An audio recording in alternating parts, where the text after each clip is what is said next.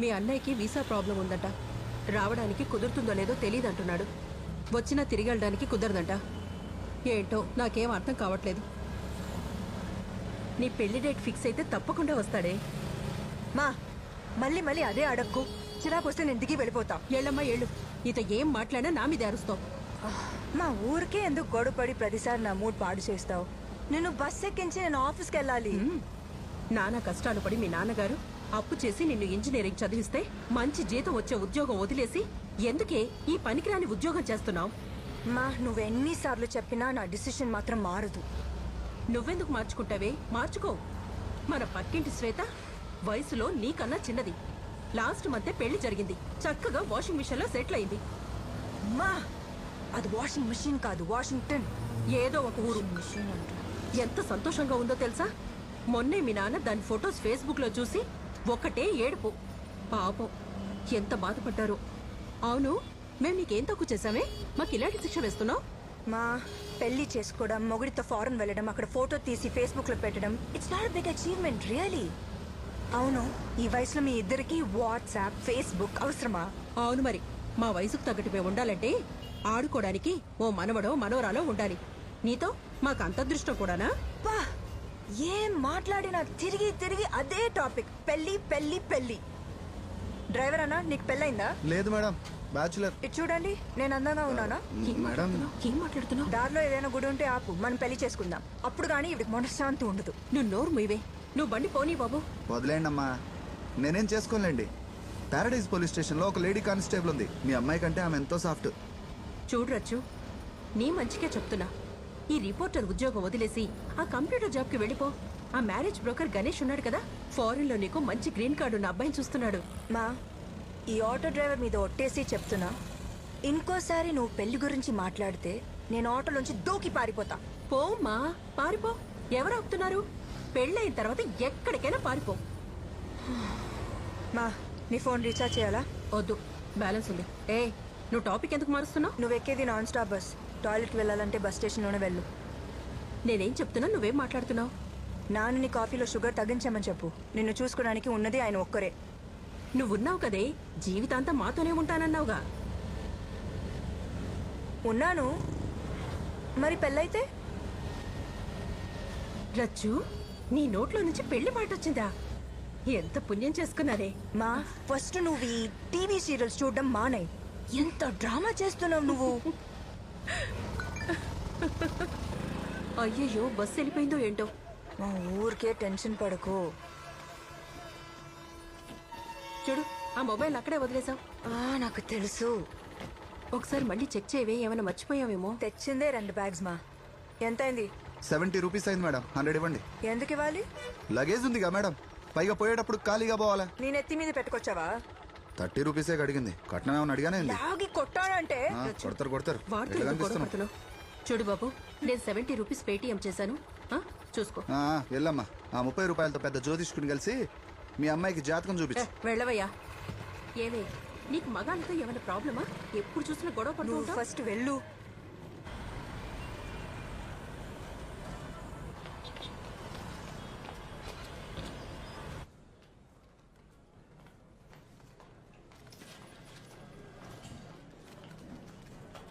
Hi దివ్య. Hi, ఏంటి అందరు ఇంటికి వెళ్ళిపోయే టైంకి వచ్చావు?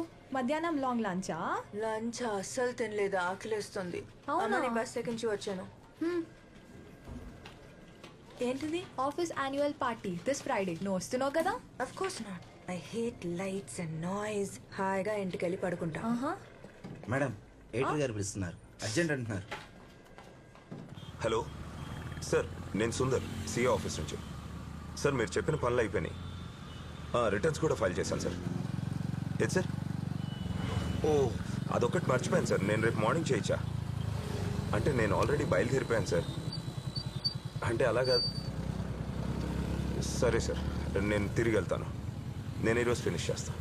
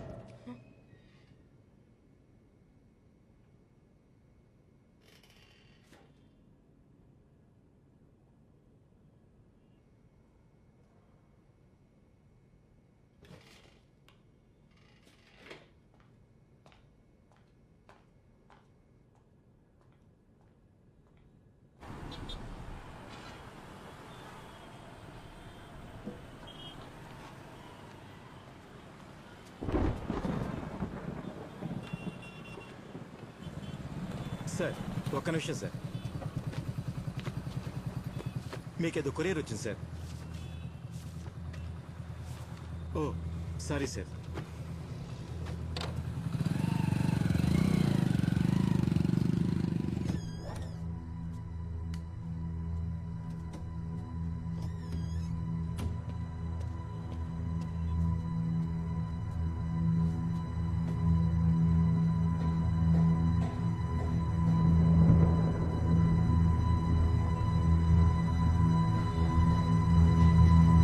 Practice it. హే డాడీ వచ్చాడు.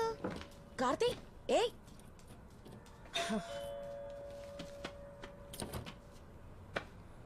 హాయ్ నాన్న. కార్తీ, స్కూల్లో ఏం జరిగింది? ఇవాళ రన్నింగ్ రేస్ జరిగింది డాడీ. వావ్, రన్నింగ్ రేసా? సెకండ్ వచ్చావా, థర్డ్ వచ్చావా? నేనే ఫస్ట్ వచ్చాను డాడీ. ఫస్ట్ వచ్చావా? ప్రైజ్ ఏమి ఇచ్చారు? ఏమీ లేదు డాడీ. అఖిల, భోజనం పెట్టు. లాస్ట్ వచ్చి అబద్ధం చెప్తున్నావా? లేదు డాడీ.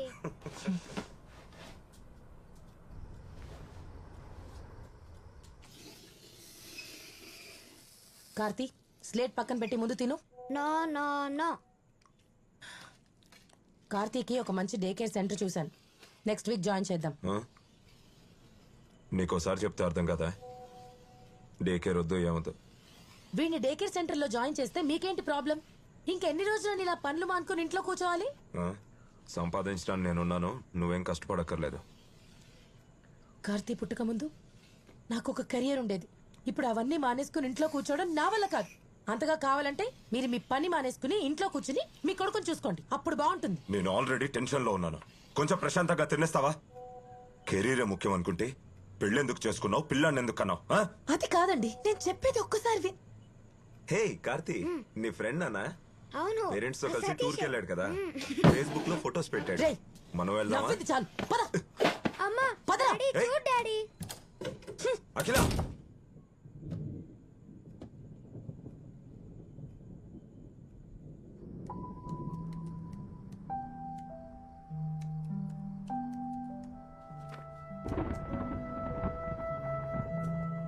అఖిల, అఖిల తలుపు తీయవా? రేపు పొద్దున్నే బయటకు వస్తావుగా, అప్పుడు చెప్తాను నీ సంగతి.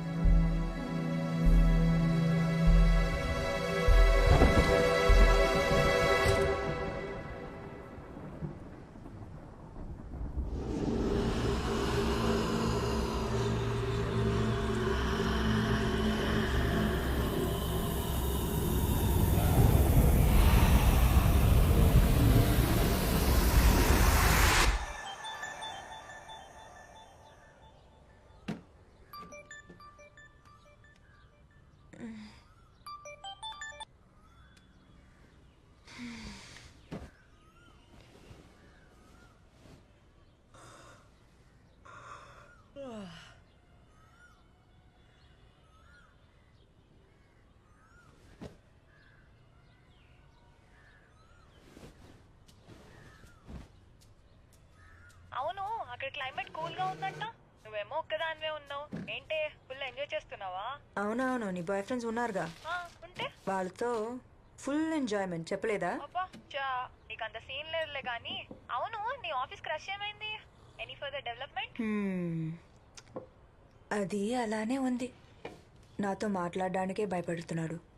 క్రైమ్ రిపోర్టర్గా ఏం పని చేస్తాడో ఏంటో. సరే, నువ్వు పని చేయి. మళ్ళీ ఇంకో పనా? అబ్బా చెప్పేది పూర్తిగా విను. నా రూమ్ లో రెడ్ కలర్ టాప్ ఉంది, లక్కీ టాప్. అది వేసుకొని ఆఫీస్కి వెళ్ళు 100% సక్సెస్ అవుతావు. సక్సెస్ ఎలా? సింపుల్ గా చెప్పనా, కొంచెం స్లిప్ అయ్యావనుకో చేతిలో పిల్లలే. హలో రచన, ఏంటి సైలెంట్ అయిపోయావు? అబ్బాయో అమ్మాయో పుడితే ఏం పేరు పెట్టాలో ఆలోచిస్తున్నా. నాకే సిగ్గులేదు అనుకుంటే నీకు అస్సలు లేదు. సరే ట్రై చేసి చెప్తా. హే ఫోన్ చేసి అప్డేట్ చేయి. Okay bye. ఏ రూమ్ క్లీన్ చేయడం మర్చిపోకు. బాయ్.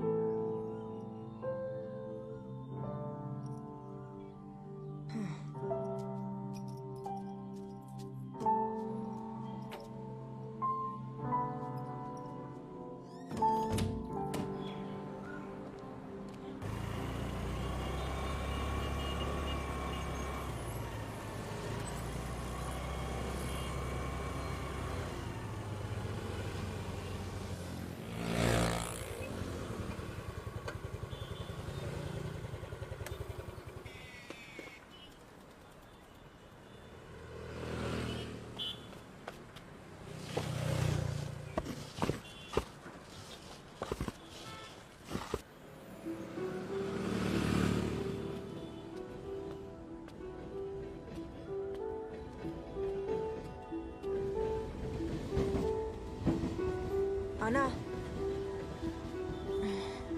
అనా, ఇవాళ ఏమైనా ఉందా?